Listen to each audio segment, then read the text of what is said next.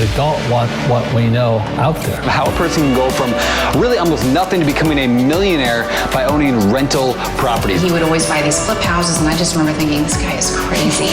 Why would he buy that house? In the past decade, there's been a huge surge in the peer-to-peer short-term rental market. Become an insider.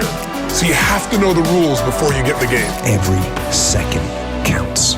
So make every second count.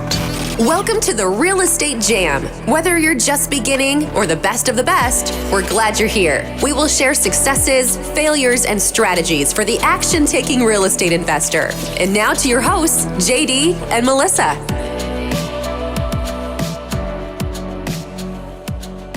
Hi guys, welcome to the Real Estate Jam podcast. I'm JD with my wonderful co-host. Hello, JD. Melissa.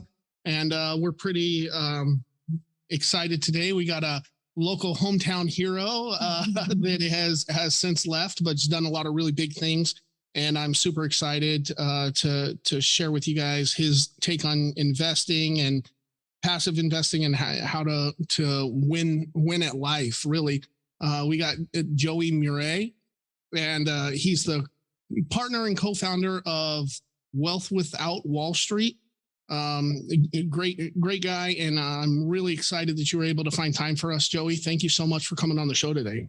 Oh man, I'm just a little bit discouraged that you said you're just pretty excited to have me on the show. Like I'm like, okay, I mean, I guess I'll share with this group, but well, no, it was either that or file my bunions. I love it. That's great. Joey, so some of our audience isn't going to know who you are, and can you maybe give us a rundown of kind of where you got your start and where you're at now, and then we'll just take a show from there. Yeah, man, I'll tell you, the Wealth Without Wall Street story is my story. I was the guy making tons of money in the mortgage business. As we talked offline, 11 years in that industry. And during that, I had amazing success, like making over $300,000 in my late 20s. And I'm thinking, man, this is what success feels like and looks like, except it didn't feel like success at all. In fact, I didn't have access to any capital. I was constantly growing the hours that I was trading for those dollars. And it, even things like vacations, we talk about you guys being at the beach. Being at the beach is my family's favorite place to be. And I found that I got to a point where I was so tied to my phone that literally I would tell my daughters, I have 5 daughters, by the way, and my wife, I would tell them, you guys go on down to the beach. I'll be right behind you. I just have to take this one last call. I mean, I said that because I know you guys know what I'm talking about. Yeah, right? Exactly. And what undoubtedly happened 2 hours later, I'm walking down the boardwalk to the beach, and there's my family just pissed, walking the other way. Like, I can't believe you did it again.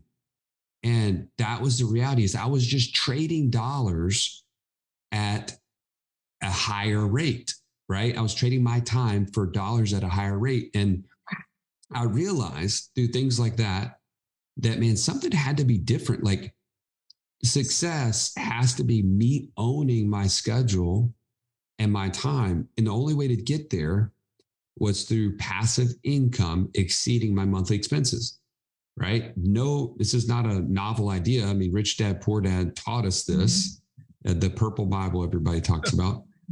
But man, I had to have some things like that. I had to have some situations where I got pretty frustrated realizing that my time was getting taken. So that's what caused me to make a whole change. And my business partner and I started Wealth Without Wall Street in 2014 after learning several things. And man, just since then, we've actually just incredibly increased our passive income to over $50,000 a month. And now just showing people the shortcuts of how to get there, because it took us 13 years and it didn't have to. We just didn't know the path. That's really great. But I think before we can talk about showing people the shortcuts, one of the things that you talk about is what's your investor DNA, and I think maybe if we go into that to help people identify which direction they should be going and what do they want in the beginning, will help them understand how to get there. And yeah. Well, it's funny because off camera you mentioned something about the investor identity that you've talked about, and so I think we're very much aligned in this. Is that and we're the exception. This is not the rule. People don't talk about this. Like, what do people talk about on investing shows? They're like, hey, if you want to become rich, you should invest in mobile home parks. Because why? Because that guy sells investing in mobile home parks, right? It's like, yeah, well, I guess that makes sense because that's what this guy told me. Well, the next show says you can get rich by investing in syndicated, multifamily housing projects. Why? Because he's a syndicator of multifamily housing. It has nothing to do with that, right? It has to do with who has God made you to be.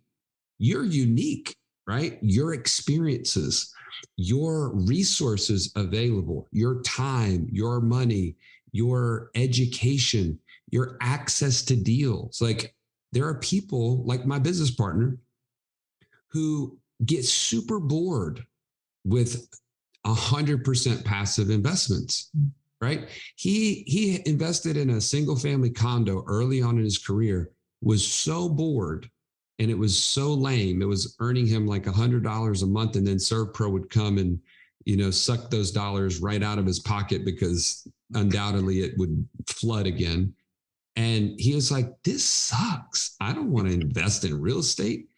But that was his only experience, and he wanted to be able to influence. He's a high influence on the disc profile. And so, man, his thing is, I love to own businesses passively and to be able to advise them and to be able to like speak into them and kind of keep my finger on the pulse. Well, maybe that's not how God's created you. Maybe you need to be 100% hands off because you just really don't want that sort of extra advisory role, right? Well, then, man, putting money into a syndication where you're limited partner and someone else is running the show and like managing the assets, that's perfect for you. But if you don't know your investor DNA, what are you chasing? It's just ROI. And ROI will get you in trouble, in my opinion. Like, what would you say to that, JD? Like, if you've done this identity piece before? Well, I think that, like you said, taking inventory of your own personal skills and not just your skills, but what are your goals? Is your goal to be the next HGTV house flipper and have your own TV show and do that? Because then maybe there is a path for you there. But if you don't want anyone to ever know your name, you don't ever want to have to make a Facebook post, you don't want to ever have to do that, and all you want to do is buy little single family rentals and increase your passive income for that. That there, and I guess my opinion is there is the perfect type of investment for every single person out there. And when you're just starting out, a lot of people fall into that shiny object syndrome, is kind of what you're describing, is this guru says this and this guru says that. And it is hard initially to find out what investment asset or what investment class you're going through. So in the start, learning a little bit about everything until you find one that piques your interest, and then going pretty deep on that and making that decision to commit to a specific strategy is going to save you a lot of time and heartbreak. Melissa and I did our own little venture into greater than 5 units, 10-unit apartment complex. But what we found is that would be great if we were there, but this was an out-of-state investment where we were relying on these other people. Both Melissa and I have a lot more, or need a lot more control over our asset, and having something that was so far away didn't fit my investor identity or Melissa's, and really niching down and finding what that is what's going to, if you hate what you're doing because you picked the wrong investment class or asset or type of investing, you're not going to get very far with it. And I still believe that every single person should be looking for some sort of passive income and continuing to build that throughout their life to either pass on to their kids or to donate to their church, or, there's a million different reasons why, even if you have enough money, why you should be investing. Without finding what that niche is or that specific type of investing that you like to do, you're not going to do it for the long haul. No doubt. In fact, I equate this to, and I'm bold enough to say this, running a race to get to financial freedom, right? Getting your passive income to exceed monthly expenses. If you just blindly are investing based on ROI or some other kind of arbitrary number or scenario, you're running with like concrete shoes. Mm-hmm. Like you gotta get the right tennis shoes on, and then you can, freaking haul towards your goal. And it's amazing when you get clarity on what sort of investments you should be in, you then either start having a lot more confidence. Oh, I was doing the right thing. And so you just do more of it. Or number two, you pivot to the right thing and then you can go fast. And so the thing I want to offer up to people is that we created the Investor DNA profile. It's a disc profile that then we coupled it with our passive income matrix. And it comes with 6 different passive income ideas that either we've done, people in our community have done. And it tells you which ones are the pros, the cons, or the resources that are necessary to be successful in those things. And it helps people get really, really clear on what they want to do. And to your point, to filter down to the 1 or 2 that they should really focus on. Sure. Yeah, I think that's great. And not, people are, well, why can't I go fast in all these different directions? Well, you probably can. And you can build up to that. Once you got one thing dialed in, then move on to the next thing and the next thing, creating multiple streams from different resources. And I think that's fine. But one of the big thing, especially new investors get caught up in, is the analysis paralysis. And when you have so many different options, you get paralyzed by not knowing how to pick the best one. If you limit that scope of options to 1 or 2, you're going to be you can make that decision a lot easier than 50 different great things. No doubt. I think you give yourself the gift of clarity, you go fast. There's no doubt about it. Right. Yeah. I think we're pretty aligned on that. And I think everybody would do good to heed that advice. Now, one of the other things, and this one's a little bit more selfish on my end, but I am, because I've heard so much positive and negative coming at it from both sides on the infinite banking. I'm wondering if you can kind of break that down, Sure. dummy level for me, help me understand what it is, and then maybe some of the pros and cons. And I know you guys used it personally, so it might be a little bit biased, but I'll try to glean the good bits of information and ask questions that I think, the rest of the audience is going to want to ask somebody who actually done it. Yeah, absolutely. So first and foremost, we have full-time coaches that teach this and implement it for people. Mm-hmm. And it's what Russ and I started back in 2009, understanding that our capital has to reside somewhere. And when you're on this financial freedom journey, you want your money to be in the most efficient place possible.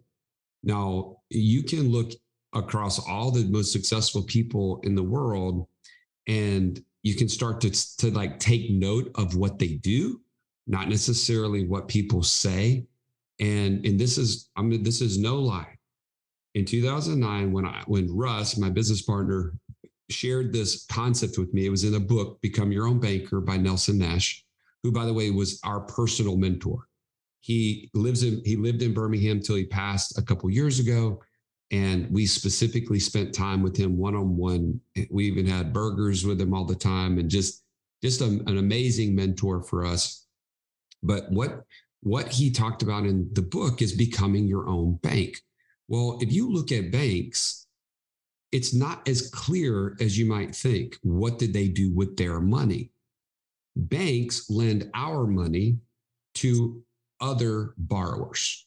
True, Yeah. right? You put money on deposit and then they go and they lend it to other people. And so it begs the question, they're making a profit there. What do they do with their profit? I mean, what your guess, my initial guess, and I was working at Wells Fargo Bank at the time. Okay. My guess was real estate. Mhm. I mean, where are all the banks? They're at the most prominent locations in the biggest downtowns and all this stuff. They always have the best locations, right, for their branches. And they always have the best sucker bowls. You ever notice that? They put suckers in there for you. Anyway, we're not going to go into that. But the point is, you look at their balance sheet, and they do. Wells Fargo at the time had something like $12 billion in real estate on their holdings. And I thought, there it is. That's where they put their money. And Russ showed me, he said, no. Wait, scroll down that same balance sheet. And you can go to FDIC.gov and you can see all that I'm talking about here. He said, what does item 41 say? And I was like, cash value life insurance. $19.2 billion. That was on their balance sheet. It's still there. They are increasing every year. In fact, Bank of America the same way. All the top banks in the world carry large. I'm talking, if you think their real estate holdings are big, like I did, they dwarf it in cash value life insurance. Well, why is that? Because it's the safest place to park money on the planet. They put in their tier 1 reserves. That's like their top money that they want to make sure is in the safest place. And guess what they do? They go around to all the morons that work for them. In fact, I was one of them. And they give them a title of VP. Have you ever noticed that? You walk into the bank and you're like, 27 vice presidents. That joker cannot even tie his shoes and he's got a VP next to his name tag. Why? Because they insure people with important titles. They get an insurability interest in that person's life. And so they've got this figured out. Why don't we mimic what the banks do? So we park our capital in these high cash value life insurance policies and systems of policies. I'm talking, my business partner and I have over 40 of these now over the last 12, 13 years. We continue to expand as our capital needs expand, as our family needs expand. So we insure our family. My 5 daughters each have a policy. My wife, my business partner, our investing partners, people that we invest with, we put policies on them. And all of this comes into our system to then take active income, put it into policies, and then turn that into passive income that comes right back into the system. And it just continues to go back and forth and back and forth and grow over and over and over. And the simultaneous part that's happening is we're building a legacy far greater than we ever could have built out of just using our cash, our own checking system. Because let's face it, as a difference between infinite banking and a checking account, we could accomplish the same thing, right? Couldn't we? We could put money in a checking account. We could take it out, put it into something else, make it grow and come back to us and just keep that process going.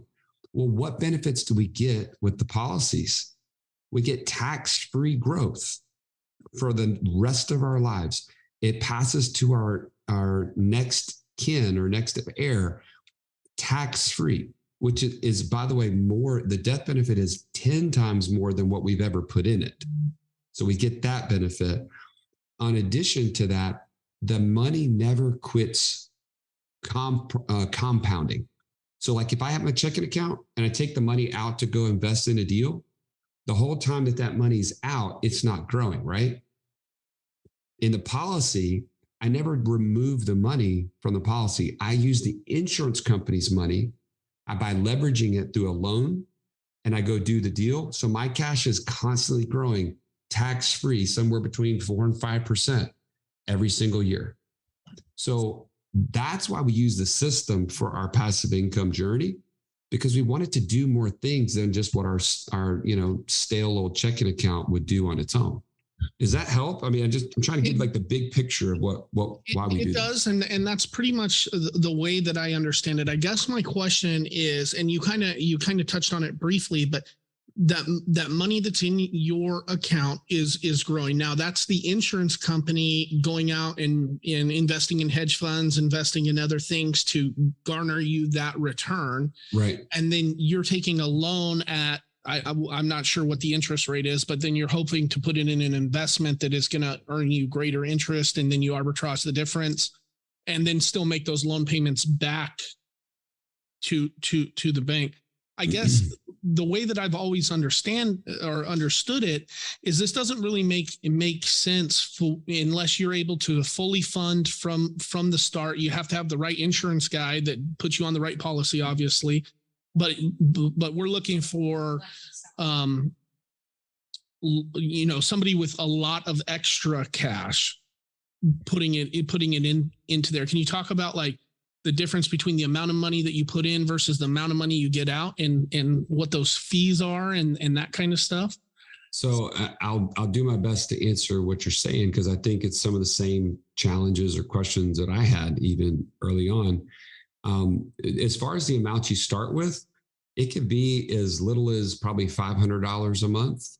I probably wouldn't do it a whole lot less than that unless it was on a child, because it just, there are costs of insurance that has to be covered, and you don't want to minimize like the ability or the, you want to optimize the efficiency of it. Right. And so if the death benefit has to be too much, it would, you're always trying to reduce the death benefit on these types of products. And so anyways, I as far as the amount, it's not as much as most people probably think, but it's also something that, and just from my experience, I started with one policy that was $2,000 a month because that's what I could see at the time. And within the same first year, I started seeing things way differently. Mm-hmm. And I created 3 policies that first year for a total of $60,000 a year. Well, the cash flow was there.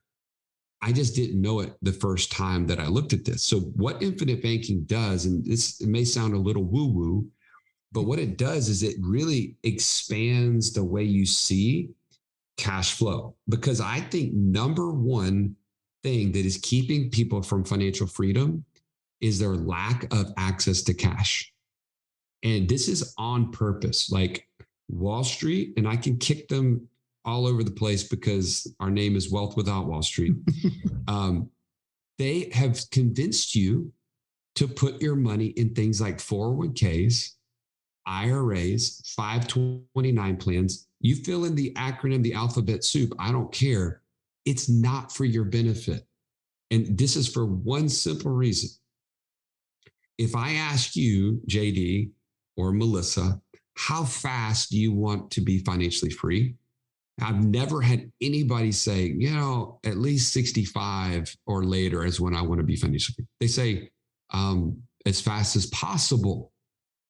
Well, if you're in your 20s or 30s or 40s and you're putting money in a 401k, you're literally putting money into a place you cannot touch until you're 59 and a half. So you're saying to me, you want to be financially free now, but you're saying with your actions, I want to be financially free when I'm in my 60s. Which one is it? Right? The truth of the matter is, I don't care what your match is. I don't care what their rate of return is in your 401k. I want to know that what you're doing with your dollars getting you closer to or farther from financial freedom. And I can tell you, as you're putting money in that 401k, it's taking you farther from. Infinite banking becomes this place that I can now put all my capital, have access to it. And I think I'm not sure if it was us talking earlier or something else, but when you put money in a place that you can own and control and access, opportunities find you. Deals that were always there that you didn't see show up, and you get to take advantage of them. When I was in the mortgage business and I was maxing out my 401k, I was doing all these things that I felt like I was supposed to do. And I would have real estate deals come across my desk. And I was like, oh, that's awesome, man. That's going to be a great deal for someone else. And simultaneously, I had hundreds of thousands of dollars sitting in a 401k. Why was that okay? That was never okay. I should have been able to take advantage of deals, but I was constantly putting my money in prison. I don't think if I ever answered your question properly. No, I think that hit it pretty good. I agree. You know, there are other ways to utilize that money with your self-directed 401ks and stuff, but I think you do make a lot of good points to that. I think also the reason that this isn't a more popular thing is because it's not very well known.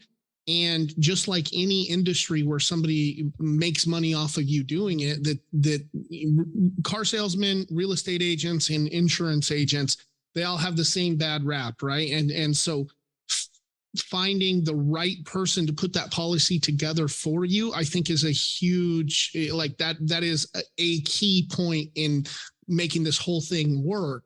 What are the kind of questions, or where should people go to find the kind of insurance agents that you need to put these policies in place? And then how do you know if they're looking out for your best interest or looking to make the biggest amount of money on their own commission? Great. Hey, great question. A couple of things around that. Number one, do not go to a Northwestern Mutual or State Farm agent. They don't do this. Like they sell insurance. And so if you walk into their office and say, hey, I want whole life insurance, they will sell you whole life insurance. It will not be set up the way that you want. And a case in point, I had one of our clients, this was years ago when I used to meet with clients, and he said, hey, I took Nelson's book to a friend of mine who sold life insurance. And I told him, this is what I want. I want to set it up just like what you see on this page here. He said, okay, no problem. 3 years later, he came to me and he said, hey, I've been listening to your podcast. Can you look at these two policies I set up for me and my wife? I do $75,000 a year in mine and $75,000 a year in my wife's. He was about to pay. So think about that. They put $300,000 in 2 years into two policies. They had access to about $50,000 in that 2 years, which is absurd. He should have had like 80% of what he's put into them available to him at that stage in the game. And he was sick. He was literally like I was on a Zoom call with him. He was physically sick to his face. Like I was like, oh my gosh, this guy's going to throw up. But literally I had to help him unwind what we could. There was nothing we could do about all of it. But that's a case in point. He literally handed the guy the book and it was set up wrong and it cost him dramatically.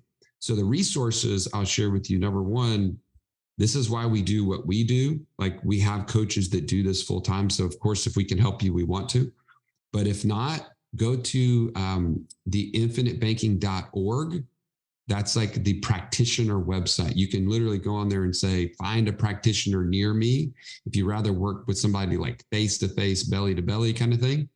But we do all of our, we're licensed all over the whole country. So we do business virtually anywhere you are. Okay, awesome. Now, if some of our listeners maybe wanted to find out more about you and more about your guys' stuff, and I know you also have a gift that has some stuff for them. So you want to talk about that for a little bit? Yeah. If you go to wealth.wallstreet.com/real estate jam, there's a link to a free survey that actually gives you access to your financial freedom score. So you can see how close am I like in this journey. It just helps you kind of get a good bearing for that. There's information about like our mastermind that we have, the passive income mastermind for accredited investors, tons of great stuff that we do with that. And I think the last thing on there has to do with just setting up a coaching call. So like, as you mentioned, if you have interest in infinite banking or any of our other masterminds that we do, you can get access to that there on the website. And if I'm not sure if this is on there or not, but if not, you can go and join our community for free as well. It's just like a off Facebook kind of app that you can go to Wealth at Wall Street in the App Store, download it. You get access to all of the stuff that we have in there for free. You get to be around like-minded people who are on the same journey as you to financial freedom. That's what we really did. There's over 7,000 people and growing. So we'd love to have you a part of that. Awesome. Well, Joey, we really appreciate you finding time for us today. Thanks for dealing with our shenanigans before we got started. And I can't wait to get over there and check that stuff out myself. So we really do appreciate you coming on. Thanks, Joey. It's always a pleasure to, be with my Panama City roots, man. So thank you for having me on today. Thank you. Thank you for listening to the Real Estate Jam. We hope you enjoyed today's episode. For more information, check out our website, therealestatejam.com, or find us on Instagram, Facebook, and Twitter at The Real Estate Jam. If you have any questions, feel free to drop us an email at therealestatejam@gmail.com. See you next episode.